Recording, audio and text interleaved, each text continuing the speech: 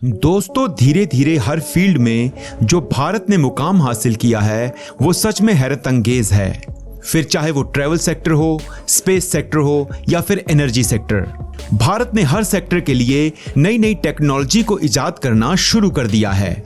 जहां energy sector के लिए भारत को दूसरे देशों से इंपोर्ट के भरोसे बैठना पड़ता था, वहीं आज भारत अपनी टेक्नोलॉजी और अचीवमेंट्स की वजह से डेवलप्ड कंट्रीज और वर्ल्ड फैक्ट्री कहे जाने वाले चीन को भी हैरान करने लगा है।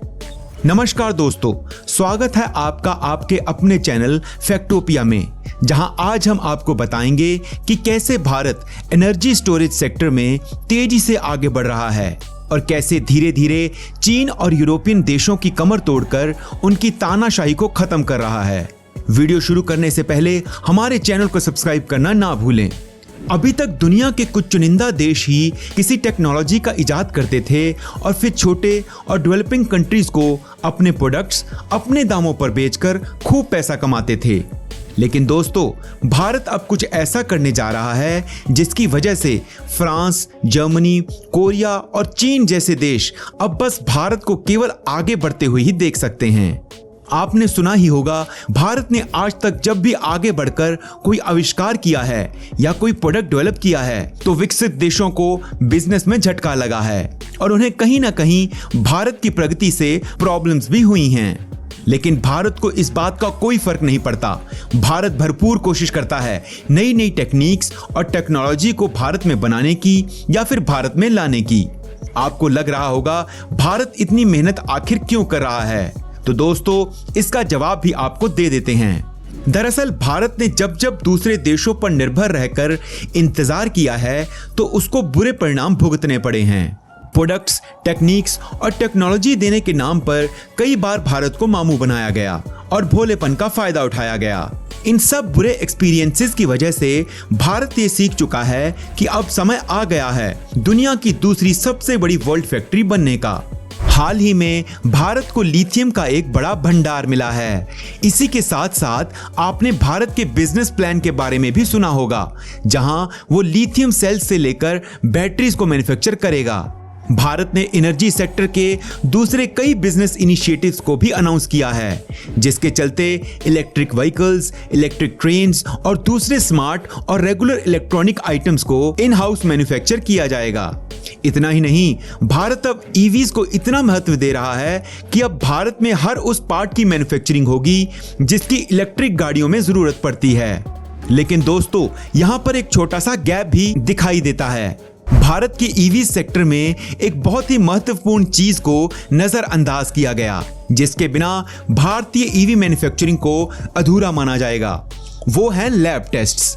लेकिन इस गलती को भारतीय सरकार ने सही समय पर पहचान लिया है और इसमें सुधार शुरू कर दिए हैं। अब इस सेक्टर में भारत को चीन, कोरिया और जापान जैसे देशों के मोहताज नहीं रहना पड़ेगा। भारत अब एक ऐसा एडवांस्ड लैब स्थापित कर रहा है जिसकी वजह से पूरी दुनिया की कंपनीज को ईवी सर्टिफिकेट लेने भारत आना पड़ेगा। सिर्फ भारत ही नहीं, इंडोनेशिया, मलेशिया, वियतनाम, थाईलैंड और अफ्रीकन देशों ने भी ईवी मैन्युफैक्चरर्स को अपने यहां बुलाया है। पर आपको जानकर बहुत खुशी होगी कि उन देशों से भारत काफी आगे निकल चुका है और चीन को काफी बड़ी टक्कर देने वाला है।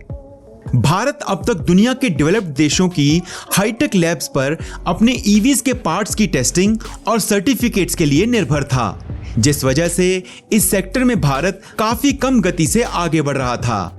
इसी कारण जब भारत के सबसे बड़े टू व्हीलर मैन्युफैक्चरर ने ईवी बाइक बनाया तो भारतीय वातावरण के अनुसार उसका टेस्टिंग नहीं हुआ था, जिसकी वजह से काफी बार बाइक्स के आग पकड़ने की घटनाएं सामने आई, क्योंकि भारत उन देशों में से है जो कर्क रेखा के ऊपर आते हैं, जहां भीषण गर्मी पड़ती है। इसी कारण भारत में ईवीज का आगमन देरी से हुआ। नहीं तो यूरोपियन कंट्रीज और चीन तो काफी सालों से ईवीज का इस्तेमाल करते थे, क्योंकि उन देशों में मौसम ठंडा था और इलेक्ट्रिकल व्हीकल काफी सक्सेसफुल रहे। लेकिन इन ईवीज की बैटरीज की असलियत तब सामने आई जब भारत में कई जगहों पर इलेक्ट्रिक बाइक में आग लग गई। जब ऐसा हुआ तो भारतीय कंपनियों को यूरोपियन, चाइनीज, ताइवानी और कोरियन कंपनियों के पास असली प्रॉब्लम्स की वजह जानने के लिए दौड़ना पड़ा। उनको जानना था कि आखिर बैटरीज आग क्यों पकड़ रही हैं, क्या प्रॉब्लम्स हैं और डिजाइन और कंस्ट्रक्शन में क्या बदलाव लाने से आग लगने के केसेस को कम किया जा सकता है।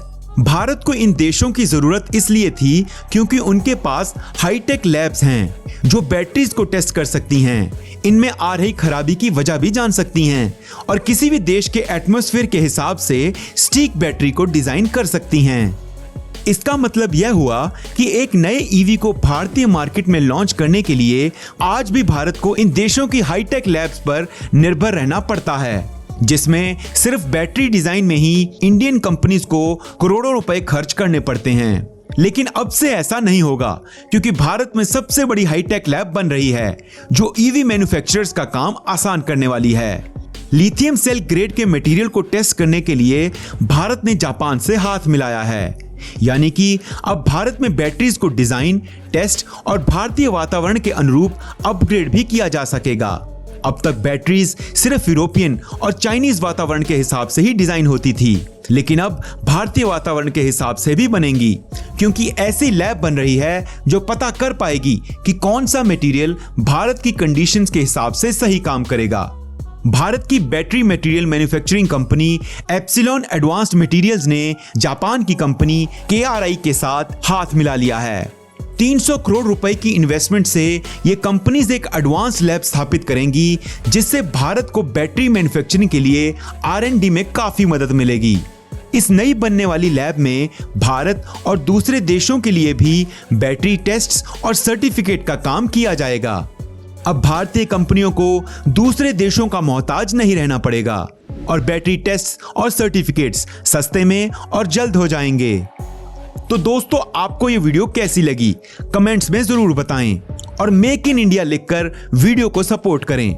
वीडियो को लाइक और चैनल को सब्सक्राइब करना ना भूलें। धन्यवाद।